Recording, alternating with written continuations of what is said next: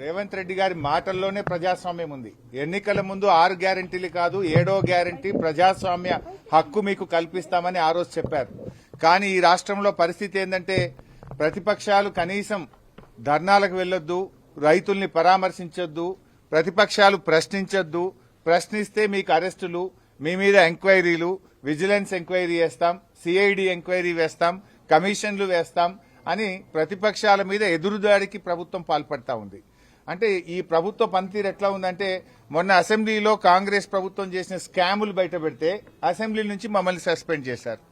ఈ రోజు పరిగిలో మరి కన్నీరు మున్నీరుగా విలపిస్తున్న రైతుల్ని పరామర్శించడానికి మేము వెళ్తా ఉంటే ఈ రోజు మమ్మల్ని అరెస్ట్ చేసి శంషాబాద్ పోలీస్ స్టేషన్ లో పెట్టారు.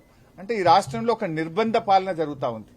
ఈ రాష్ట్రంలో రేవంత్ రెడ్డి పాలన ఎట్లా ఉందంటే గడీల పాలన, బేడీల పాలన, నిర్బంధాల పాలన, ఒక గుడ్డి పాలన నడుస్తా ఉంది, ఒక పోలీస్ రాజ్యం నడుస్తా ఉంది.